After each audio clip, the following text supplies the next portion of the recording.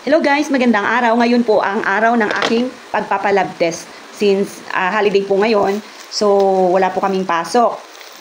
Ngayon po ako pupunta ng Medical City. Kahapon po kasi, meron din pong naglaboratory dun sa amin. Kaya lang hindi po ako nakapagpalab dahil sa sobrang busy guys, hindi talaga ako nakababa ng building. So ngayon pa lang pong araw. Kasama ko ang aking ka-office mate guys. Kaya fasting na rin po ako kagabi. So ngayong umaga ito lang po muna, tubig, maligamgam.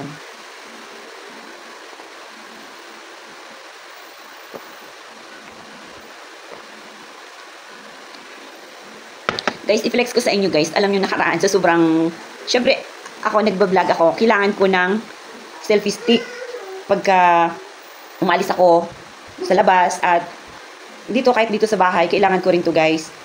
So, ang nangyari, pag-uwi ko guys, is natanggal ito, yung ganito guys, oh, ito yung ganito, yan ito, yung nagki-clip sa ating mga cellphone, natanggal siya. So, dahil nga, na-trauma na ako nakaraan, alam mo naman, di ba, napaka-importante sa atin, na yung ganito, pagka nag-video tayo, kailangan i-komportable po tayo sa pag-video, di ba guys? Lalo na sa ating mga aspiring vloggers, di ba? Kailangan i-komportable tayo sa ating pagbi-video at maganda yung ating mga video na ina-upload. So, kailangan i-komportable tayo, kailangan. May ganito tayo. So, ang ginawa, guys, sa sobrang parang sumama loob ko noon sa mga nag-aalaga kay Yayam, hindi lang naman si Nanay or yung si Big Boss at kung sino-sino pang tao dito, guys, damay-damay na. Dahil nga, yun lang ang ginagamit ko, nag-iisa lang yun, guys. So, ang ginawa ko, nag-order po ako ulit. At habang nasa on process yung ating order guys, ito ginawa ng paraan ni Big Boss. Tingnan nyo nga. Oh. Hindi ko alam kung saan siya kumuha itong plastic na ito guys. So, pwede pala yun siya. Pwede pala yun siya guys. Kaya gaganyan mo lang yan siya eh. Oh. Hindi ko kasi alam kung sinong nakasira. Baka si Yayab guys. Kasi nakita ko to dito lang sa may kama. Nakaganon no. Natanggal na siguro ito at naitapon na. So, wala na. Hindi ko na makita. Buti na lang. Ito nagawa ng paraan. At nagagamit pa rin namin guys. Pero naka-order na po ako at dumating na nga po siya. Ganito lang po yung gusto ko. Simple lang.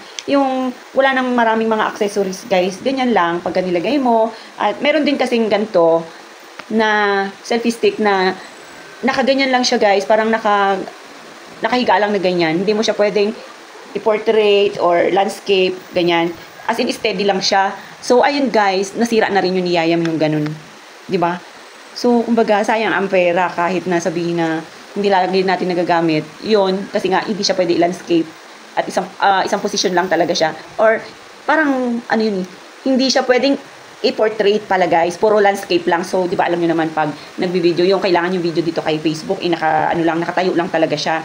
So, kaya bumili ako ng ito, binili ko to siya ulit. Dahil nga hindi yun po pwede. Yan.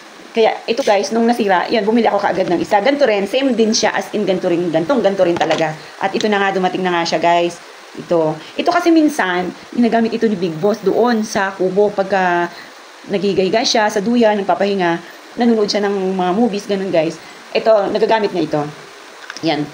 So, syempre, ginawa niya ng paraan. Ito, kanya na to, sa kanila na niyayam. At ito, meron na tayong bago dyan. Ito na guys yung bago ko.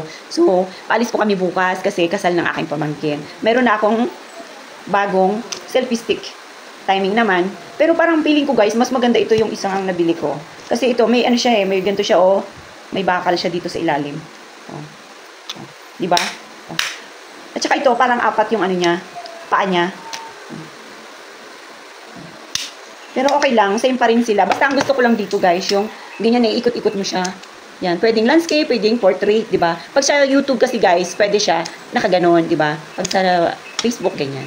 So guys, support nyo pala yung aking page, yung aking account doon sa YouTube. Alam nyo, talagang tiyaga-tiyaga lang tayo guys kasi nag-uumpisa pa lang tayo. So, ito na guys. Alis po kasi kami bukas, maaga pa. So, kailangan meron tayong ganito. So, yun lamang po guys. At ako ay magpiprepare na. Dahil paalis nga po kami ngayong umaga para magpa-lab test.